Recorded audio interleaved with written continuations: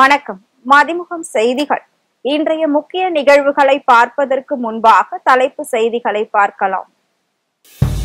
ராணுவத்திற்கு ஆதரவாக முதலமைச்சர் மு.க.ஸ்டாலின் தலைமையில் சென்னையில் பேரணி. முன்னாள் ராணுவ வீரர்கள், மாணவர்கள், பொதுமக்கள் திரளாக கலந்து கொள்ள அழைப்பு. பஞ்சாபில் சிக்கி தவித்த தமிழக மாணவர்கள் பத்திரமாக மீட்பு. தக்க நேரத்தில் நடவடிக்கை எடுத்த தமிழக அரசுக்கு மாணவர்கள் நன்றி. அதிநவீன ஏவுகணைகளால் 26 முறை பாகிஸ்தான் தாக்க முயற்சி. அனைத்து தாக்குதல்களையும் முறியடித்ததாக பாதுகாப்புத்துறை தகவல். இந்தியாவின் எதிர்ப்பையும் மீறி பாகிஸ்தானுக்கு 8000 கோடி நிதி உதவி. IMF நிதியை நாச வேலைக்கு பாகிஸ்தான் பயன்படுத்த திட்டம் என தகவல். சபரிமலை பயணத்தை ரத்து செய்தார் குடியரசுத் தலைவர் திரௌபதி முர்மு. தொடர் போர் பதற்றம் காரணமாக முடிவு. பாகிஸ்தானின் தொடர் தாக்குதல்களை லாவகமாக சமாளிக்கும் இந்திய ராணுவத்திற்கு ஆதரவு தெரிவிக்கும் வகையில் இன்று மாலை பேரணி நடத்தப்படும் என்று முதலமைச்சர் மு.க.ஸ்டாலின் அறிவித்துள்ளார். பாகிஸ்தான் தாக்குதலுக்கு தக்க பதிலடி கொடுத்து வரும் இந்திய ராணுவத்திற்கு ஆதரவு தெரிவிக்கும் வகையில் நாளை சென்னையில் பேரணி நடத்தப்படும் என்று முதலமைச்சர் மு.க.ஸ்டாலின் அறிவித்துள்ளார். இது தொடர்பாக அவர் வெளியிட்டுள்ள அறிக்கையில், வீரத்துடன் போர் நடத்தி வரும் இந்திய ராணுவத்திற்கு நமது ஒன்றுபட்ட ஆதரவையும் வெளிப்படுத்த வேண்டும் என்று குறிப்பிட்டுள்ளார். இந்திய ராணுவத்தின் தியாகம், வீரம், அர்ப்பணிப்பை போற்றும் வகையில் இன்று மாலை 5 மணிக்கு சென்னையில் காவல்துறை இயக்குநர் அலுவலகத்தில் இருந்து பேரணி தொடங்கும் என்று அவர் தெரிவித்துள்ளார். மேலும் இதில் முன்னாள் படை வீரர்கள், அமைச்சர்கள், பொதுமக்கள் மற்றும் மாணவர்கள் அனைவரும் பங்கேற்க வேண்டும் என்று முதலமைச்சர் மு.க.ஸ்டாலின் கேட்டுக் கொண்டுள்ளார். எல்லையில் பாகிஸ்தான் தாக்குதல் நடத்தி வரும் நிலையில் பஞ்சாபில் சிக்கிக் கொண்ட தமிழ்நாடு மாணவர்கள் அரசின் உதவியால் பத்திரமாக சென்னை திரும்பினர். பாகிஸ்தானுக்கும் இந்தியாவுக்கும் இடையே போர் பதற்றம் அதிகரித்து வரும் நிலையில் வட மாநிலங்களில் படித்து வரும் தமிழக மாணவர்களை பத்திரமாக மீட்க முதலமைச்சர் மு.க.ஸ்டாலின் தலைமையிலான தமிழ்நாடு அரசு பல்வேறு நடவடிக்கைகளை எடுத்து வருகிறது. வட மாநிலங்களில் படித்து வரும் தமிழக மாணவர்களை பத்திரமாக மீட்க முதலமைச்சர் மு.க.ஸ்டாலின் தலைமையிலான தமிழ்நாடு அரசு பல்வேறு நடவடிக்கைகளை எடுத்து வருகிறது. எல்லையில் பாகிஸ்தான் தாக்குதல் நடத்தி வரும் நிலையில் பஞ்சாபில் சிக்கிக் கொண்ட தமிழ்நாடு மாணவர்கள் அரசின் உதவியால் பத்திரமாக சென்னை திரும்பினர். அதன்படி பஞ்சாப் மாநிலம் ஜலந்தரில் இருந்து 5 மாணவர்கள் விமானம் மூலம் சென்னை வந்தடைந்தனர். விமான நிலையத்தில் செய்தியாளர்களிடம் பேசிய மாணவர்கள் தாங்கள் தங்கியிருந்த இடத்தில் ட்ரோன் தாக்குதல் நடந்ததாகவும் பாதுகாப்பு கருதியே அங்கிருந்து புறப்பட்டு சென்னை வந்து சேர்ந்ததாகவும் பல மாணவர்கள் தொடர்ந்து சென்னை திரும்பிக் கொண்டிருப்பதாகவும் தெரிவித்துள்ளனர். அங்க பக்கத்துல பஞ்சாப் பார்டர்ஸ்ல பாகிஸ்தானோட அட்டாக் அதிகமா இருக்கனால பிளாக் அவுட் அடிக்கடி போட்டுட்டு இருந்தாங்க. அப்புறம் எக்ஸாம் இருந்த காரணத்தினால நாங்கள் சீக்கிரமாக கிளம்ப முடியல. அப்புறம் ரீசெண்டாக ரொம்ப அட்டாக்ஸ் அதிகமானோடனே கவுண்டர் அட்டாக்ஸ் பக்கத்துலேயே நடக்கிறத பார்த்துட்டு நாங்களே பஸ் புக் பண்ணி டெல்லி வரைக்கும் ரீச் ஆனதுக்கப்புறம் தமிழ்நாடு கவர்மெண்ட் கான்டாக்ட் பண்ணால் அவங்க அக்காமடேஷன் ப்ரொவைட் பண்ணி ஃபர்தராக எங்களுக்கு டிக்கெட் போகிறதுக்கு ஹெல்ப் பண்ணாங்க. நாங்கள் அதுக்கப்புறம் இப்போ இங்கே வந்தோம். நீங்கள் இருக்க யூனிவர்சிட்டிக்கும் பார்டருக்கும் எவ்வளோ தூரம், எந்த மாதிரி ஏதாவது பாதிப்பு இருந்துச்சா, எப்படி தூக்கம் வந்துச்சா, அந்த சவுண்ட் இருந்துச்சா, அந்த மாதிரி ஏதாவது? சவுண்ட் எதுவும் இல்லை, பட் ஆனால் விஷுவல்ஸாக அதெல்லாம் பார்க்க முடிஞ்சது. அவங்க கவுண்டர் அட்டாக் பண்ணுறது எல்லாமே பார்க்க முடிஞ்சது. அப்புறம் எவ்வளோ கிலோமீட்டர் இங்கே பார்டர் நீங்கள் எடுத்துருக்கீங்க? பார்டர் எங்களுக்கும் பார்டருக்கும் ஒரு 60 கிலோமீட்டர்ஸ். பத்தான்கோட் எங்களுக்கும் 120 கிலோமீட்டர். மென்டாலிட்டி எப்படி இருந்தது? ரொம்ப ஸ்ட்ரெஸ்ஃபுல்லாக இருந்துச்சு. இந்த டைமில் எக்ஸாம்ஸும் இருந்துச்சு, அதே டைமில் இந்த மாதிரி சீரியஸாக இஷ்யூஸ் எஸ்கலேட் ஆகிட்டு இருந்ததுனால எங்களால் அதுலேயும் ஃபோக்கஸ் பண்ண முடியல. ரொம்ப ஸ்ட்ரெஸ்ஃபுல்லாக. பாகிஸ்தான் தொடர் தாக்குதலில் ஈடுபட்டு வரும் நிலையில் அடுத்த கட்ட நடவடிக்கை குறித்து பிரதமர் மோடி தேசிய பாதுகாப்பு ஆலோசகர் அஜித் தோவல் மற்றும் முப்படை தளபதிகளுடன் ஆலோசனை மேற்கொண்டார். இந்திய நகரங்கள் மீது பாகிஸ்தான் தொடர்ந்து தாக்குதல் நடத்தி வருகிறது. பஞ்சாப், குஜராத், காஷ்மீர் உள்ளிட்ட மாநிலங்களில் பல இடங்களில் பாகிஸ்தான் ஏவுகணை தாக்குதல் நடத்தி வருகிறது. இது தொடர்பாக பாதுகாப்புத்துறை சார்பாக செய்தியாளர் சந்திப்பு நடைபெற்றது. அப்போது அதிநவீன ஏவுகணைகள் மூலமாக 26 முறை பாகிஸ்தான் தாக்க முயற்சி செய்ததாகவும் அந்த தாக்குதல்கள் அனைத்தையும் S-400 உள்ளிட்ட அதிநவீன கருவியின் மூலம் நடுவானிலேயே இடைமறித்து தடுத்து நிறுத்தியதாக தெரிவிக்கப்பட்டது. இது தொடர்பாக பேசிய ராணுவ கல்னல் சோஃபியா குரேஷி, குறிப்பாக பஞ்சாப் அமிர்தசரஸில் ட்ரோன் மற்றும் ஏவுகணைகள் மூலம் தொடர் தாக்குதலில் பாகிஸ்தான் ஈடுபட்டு வருவதாக கூறினார். இதனிடையே பாகிஸ்தான் தாக்குதல் அதிகரித்து வருவதால் தேசிய பாதுகாப்பு ஆலோசகர் அஜித் தோவல் மற்றும் முப்படை தளபதிகளுடன் பிரதமர் மோடி அவசர ஆலோசனையில் ஈடுபட்டார். அதில் போரின் அடுத்த கட்ட நடவடிக்கைகள் குறித்து விவாதிக்கப்பட்டதாக கூறப்படுகிறது. மேலும் எல்லை பகுதிகளில் இருந்து மக்களை அப்புறப்படுத்துவது, சக்தி வாய்ந்த ஆயுதங்களை பயன்படுத்தி பாகிஸ்தானுக்கு பதிலடி கொடுப்பது உள்ளிட்ட பல்வேறு நடவடிக்கைகள் குறித்தும் ஆலோசிக்கப்பட்டதாக கூறப்படுகிறது. இந்தியாவின் எதிர்ப்பையும் மீறி பாகிஸ்தானுக்கு கடன் வழங்க சர்வதேச நாணய நிதியம் முடிவு செய்துள்ளது. காஷ்மீரின் பஹல்காம் தாக்குதலை தொடர்ந்து பாகிஸ்தான் மீது இந்தியா தாக்குதல் நடத்தி வருகிறது. இதனால் பாகிஸ்தான் மோசமான சேதத்தை சந்தித்துள்ளது. இதனால் உலக வங்கியிடம் கூடுதல் கடன் தொகையை கோர பாகிஸ்தான் முடிவு செய்தது. இதனிடையே பாகிஸ்தானுக்கு நிதி உதவி அளிப்பதை நிறுத்த வேண்டும் என சர்வதேச நாணய நிதியத்தை இந்தியா அணுகியது. இதனை அடுத்து பாகிஸ்தானுக்கு கடன் உதவி வழங்குதல் தொடர்பாக சர்வதேச நாணய நிதியம் வாக்கெடுப்பு நடத்தியது. இந்த வாக்கெடுப்பை புறக்கணித்த இந்தியா பாகிஸ்தானுக்கு நிதி அளிக்க கடும் எதிர்ப்பு தெரிவித்ததோடு இந்த நிதியை பாகிஸ்தான் பயங்கரவாதத்திற்கு தான் பயன்படுத்தும் எனவும் கண்டனம் தெரிவித்தது. ஆனால் இந்தியாவின் எதிர்ப்பையும் தாண்டி பாகிஸ்தானுக்கு 8542 கோடி வழங்க சர்வதேச நாணய நிதியம் முடிவு செய்துள்ளது. இந்த நிதியை இந்தியாவுக்கு எதிராக தாக்குதல்களை நடத்த, நவீன ஆயுதங்களை வாங்குவதற்காகவும் தீவிரவாத இயக்கங்களுக்கும் செலவழிக்கவும் பாகிஸ்தான் பயன்படுத்தும் என்றும் கருதப்படுகிறது. இந்தியா பாகிஸ்தான் இடையேயான போர் பதற்றத்தை தொடர்ந்து குடியரசுத் தலைவரின் சபரிமலை வருகை ரத்து செய்யப்பட்டது. வைகாசி மாத பூஜையை முன்னிட்டு வரும் 19ஆம் தேதியன்று குடியரசுத் தலைவர் திரௌபதி முர்மு சபரிமலைக்கு வருகை தர இருப்பதாக தகவல் வெளியானது. அவர் பம்பையில் இருந்து இருமுடி கட்டி பாத யாத்திரையாக சன்னிதானம் செல்ல இருந்ததாக கூறப்பட்டது. இதைத் தொடர்ந்து போலீசார் மற்றும் திருவிதாங்கூர் தேவஸ்தானம் சார்பில் பாதுகாப்பு உட்பட அனைத்து முன்னேற்பாடு நடவடிக்கைகளும் செய்யப்பட்டு வந்தது. குடியரசுத் தலைவரின் வருகையை முன்னிட்டு சபரிமலையில் வரும் 18 மற்றும் 19ஆம் தேதிகளில் பக்தர்கள் தரிசனத்திற்கு தடை விதிக்கப்பட்டிருந்தது. இந்நிலையில் இந்தியா பாகிஸ்தான் இடையேயான போர் பதற்றத்தை தொடர்ந்து குடியரசுத் தலைவரின் சபரிமலை வருகை திடீரென ரத்து செய்யப்பட்டது.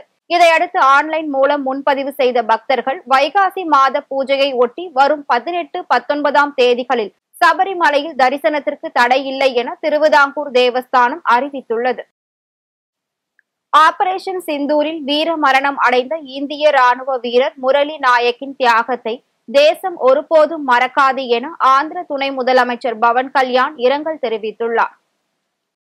ஜம்மு காஷ்மீர் எல்லை கட்டுப்பாட்டு கோட்டில் பாகிஸ்தானுக்கு எதிரான துப்பாக்கி சண்டையில் இந்திய ராணுவ வீரர் முரளி நாயக் வீர மரணம் அடைந்தார். இதுகுறித்து பவன் கல்யாண் வெளியிட்டுள்ள இரங்கல் செய்தியில், ஆபரேஷன் சிந்தூரில் வீர மரணம் அடைந்த இந்திய ராணுவ வீரர் முரளி நாயக்கின் தியாகத்தை இந்திய தேசம் ஒருபோதும் மறக்காது என்றும், ஜம்மு காஷ்மீர் எல்லையில் எதிரி படைகளை எதிர்த்து போராடி வீர மரணம் அடைந்த முரளி நாயக்கின் ஆன்மா சாந்தியடைய இறைவனை பிரார்த்திப்பதாகவும் கூறியுள்ளார். மேலும் இந்த மாவீரனின் பெற்றோர்கள் மற்றும் குடும்ப உறுப்பினர்களுக்கு இரங்கல் தெரிவித்துக் கொள்வதாகவும், அவரின் குடும்பத்திற்கு ஆந்திர மாநில அரசு அனைத்து ஆதரவையும் வழங்கும் என்று தெரிவித்தார்.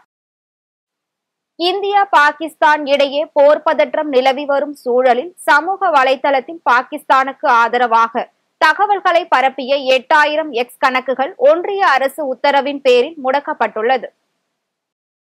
இந்திய நகரங்களை நோக்கி ஏவுகணைகள் மற்றும் ட்ரோன்கள் மூலம் பாகிஸ்தான் அத்தியாவசியமற்ற தாக்குதலை மேற்கொண்ட நிலையில் பதிலடி கொடுத்து வரும் இந்திய அரசு தற்போது சமூக வலைதளங்களிலும் நடவடிக்கை எடுத்து வருகிறது. குறிப்பாக இந்தியாவின் ஏவுகணைகளை பாகிஸ்தான் வீழ்த்திவிட்டது என்றும், இந்திய தரப்பில் கடும் சேதம் என்றும் பழைய வீடியோக்களை பகிர்ந்து பொய்யான தகவல்களை பரப்பி வருவதால் பரபரப்பு ஏற்பட்டுள்ளது.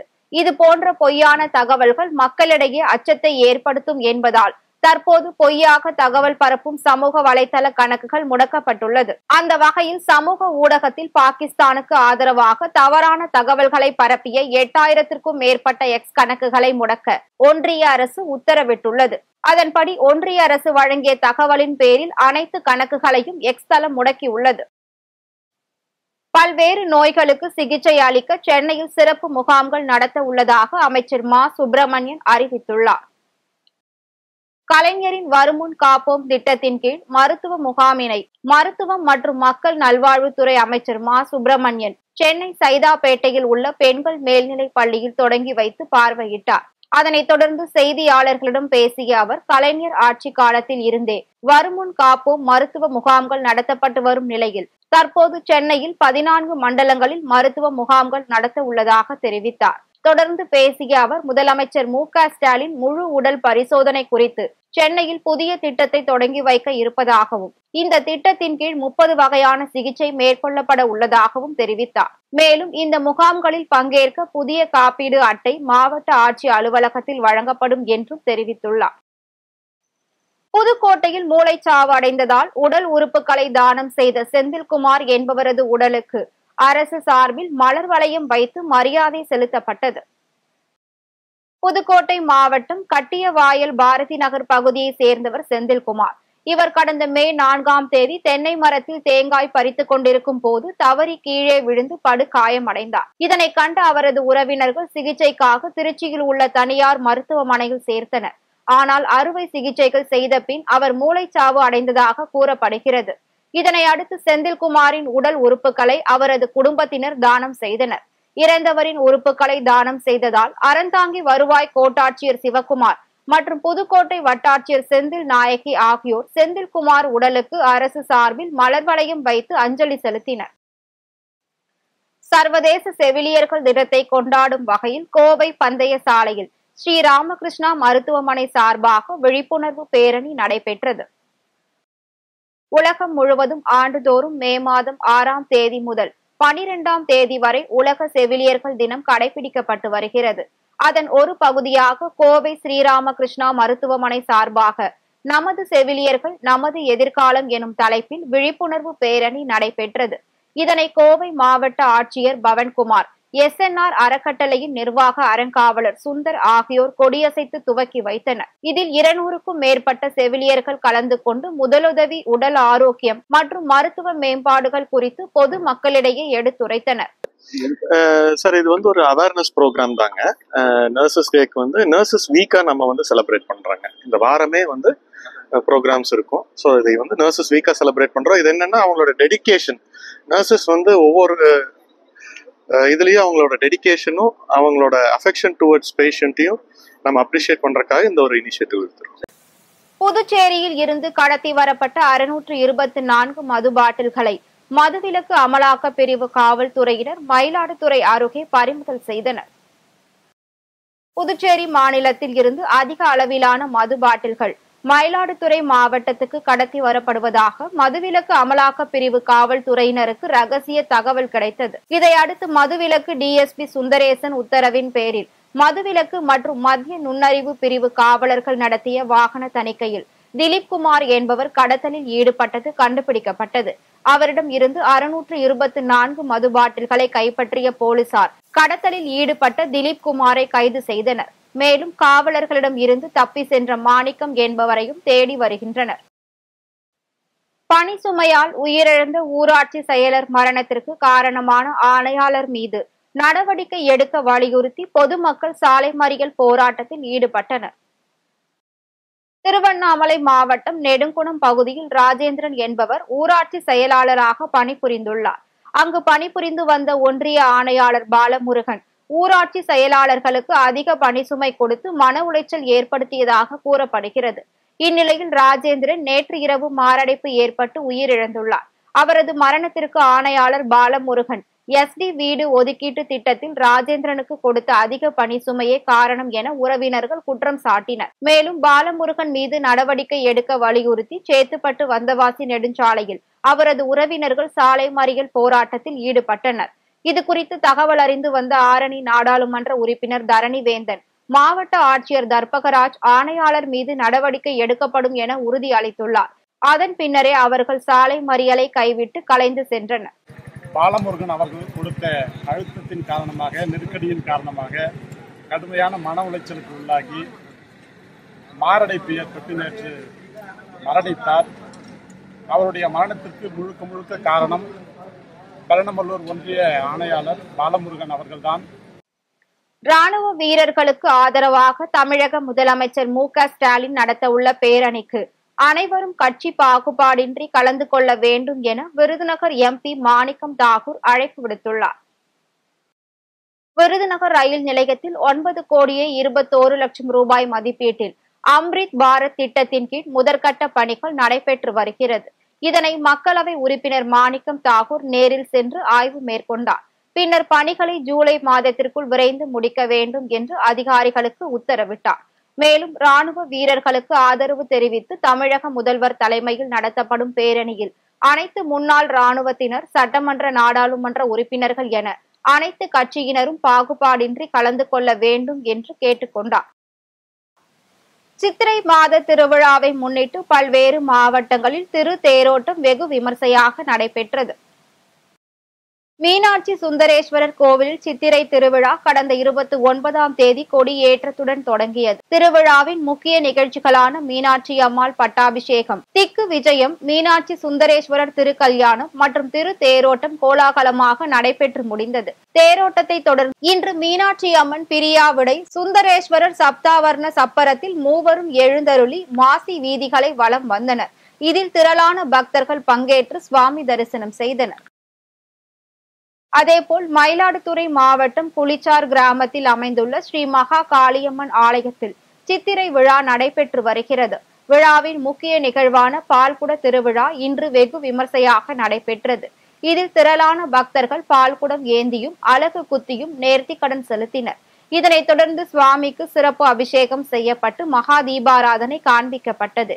இதில் சுற்று வட்டாரங்களை சேர்ந்த கிராம மக்கள் கலந்து கொண்டு சுவாமி தரிசனம் செய்தனர். அதேபோல் திருப்பத்தூர் மாவட்டம் மடவாளம் அங்கநதீஸ்வரர் கோவிலில் சித்திரை மாத திருத்தேர் விழா ஆயிரக்கணக்கான பக்தர்கள் முன்னிலையில் கோலாகலமாக நடைபெற்றது. முன்னதாக அங்கநதீஸ்வரருக்கு சிறப்பு பூஜைகள் செய்யப்பட்டு மகா தீபாராதனை காண்பிக்கப்பட்டது.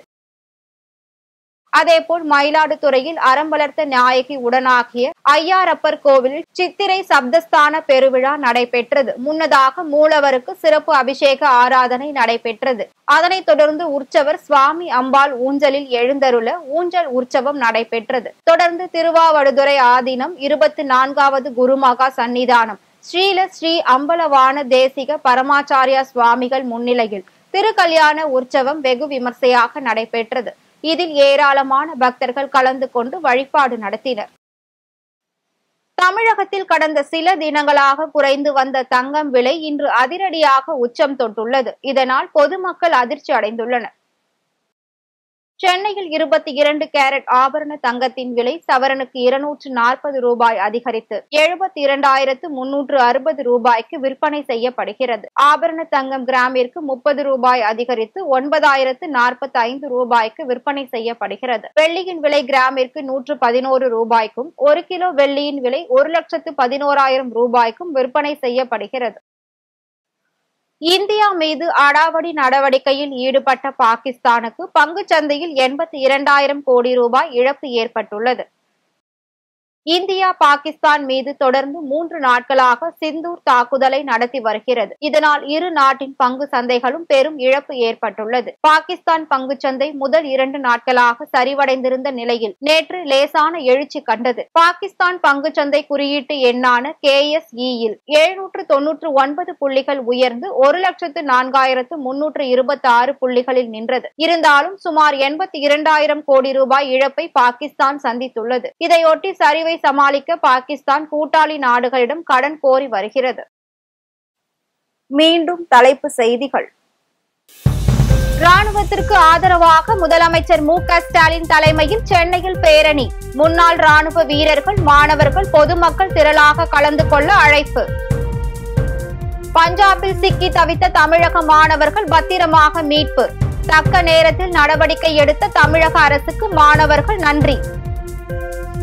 அதிநவீன ஏவுகணைகளால் 26 முறை பாகிஸ்தான் தாக்க முயற்சி. அனைத்து தாக்குதல்களையும் முறியடித்ததாக பாதுகாப்புத்துறை தகவல். இந்தியாவின் எதிர்ப்பையும் மீறி பாகிஸ்தானுக்கு 8,000 கோடி நிதி உதவி. IMF நிதியை நாச வேலைக்கு பாகிஸ்தான் பயன்படுத்த திட்டம் என தகவல்.